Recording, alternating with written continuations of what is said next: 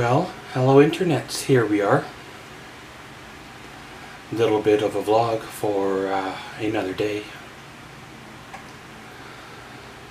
I'm not sure where I left off. I believe I said that we were going to go camping in my last vlog, I think. However, those plans have kind of changed. The area that I was going to go camping in is flooded out. That kind of happens. We've had 3 days here of rain locally in the town where I live. And the storm that hit the town here traveled in from the west.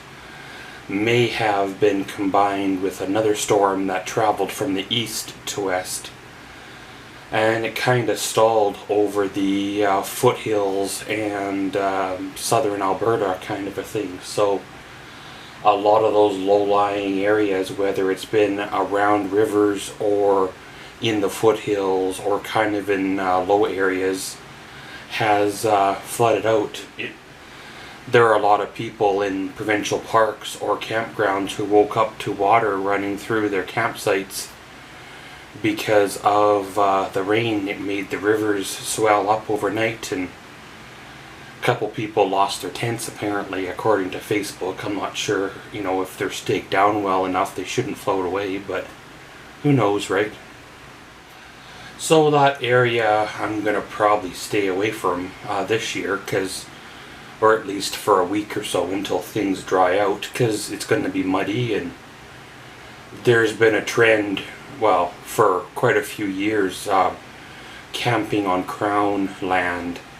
And of course, with the whole COVID thing and all the restrictions at the campgrounds, the whole Crown land camping thing has took off this year. So there's more people doing it.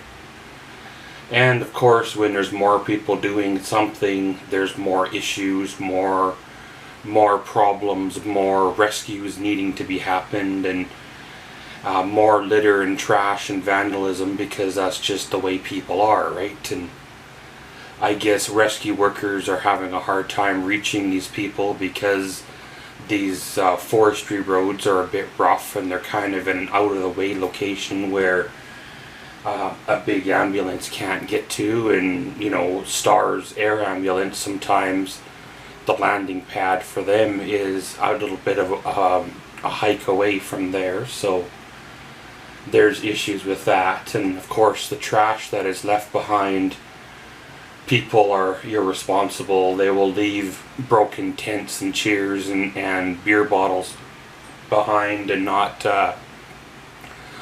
pick up after themselves and take out what they bring in, kind of a thing. And it's just the way it is. People abuse the system. They abuse things. Things that are free or were free, now we have to pay for. And pay a $5 permit just for permission to use Crown land that should be free for us to use, because they want to track who's been there. So if there is repeated vandalism or garbage going on, they can maybe track down who it is, and of course put a stop to it, because, well, it's a privilege to be able to camp. And if things keep going the way it is, a few of them are going to ruin it for the rest of us who like to responsibly camp, right? And so of course, with all this rain, some of those people are up on the side of a mountain or in the middle of nowhere, and they go to leave, and their road is washed out. The husband can maybe make it with the truck, but they don't want to drag the fancy $60,000 RV through the 3-foot deep water, and the wife can't make it through with the SUV or the minivan and the kids. So they're trapped behind the water, behind the floodwaters, behind the rising waters next to the river that any common sense person could have probably seen coming, especially with the rain we had and the fact the rivers were already high as it was. But that's part of the whole thing. People wander into stupid areas people go skydiving or hiking a mountain or kayaking or whatever, and accidents happen and then they need to be rescued. Where common sense would tell you, if the river is nasty, the river is high, you know, maybe don't go swimming in high water. Don't go swimming when the current is strong. You know, don't go camping on Crown land when the rivers almost engulf the road as it is, because, well, things can happen, right? And so now these people have had to be rescued, per se, out of the Crown land, leaving their vehicles behind, leaving their trailers behind, and then they go back in a few days, and bears have gotten into their trailer and their vehicles, or people have gotten in and stole things, and it's quite the ordeal, you know. And who's going to pay for all that damage, right? They're not going to charge the bears with breaking into vehicles. The people put out insurance claims, and then it makes all of our insurance go up, and it's unnecessary expenses, unnecessary things. You know, use your common sense. Stay out of areas that could potentially cause you trouble, and things should be okay. Now, I'm not saying accidents can't happen in a developed campsite, because, well, you know, you have 30, 40-year-old trees that could fall over on your campground, especially during a windstorm. You know, you have other people that may be partaking in relaxing substances that might drive their vehicle and back into yours. And, you know, there are storms that do come up that cause hail or high winds in campgrounds. So it's just the cost of enjoying life, cost of having to put tires on the trailer, cost of having to fix damage to RVs, or cost of whatever, cost of enjoying life. If you sit here and don't move in your chair for the rest of your life, miss out on all these fun things because you don't want to experience hail or a storm or be caught in a tornado, then that's the cost of being cautious. You miss out on your life, well, flying by, right? So I have to reevaluate where I want to go this year. I don't know if it's going to be a developed campsite or if I'm going to wait a little bit.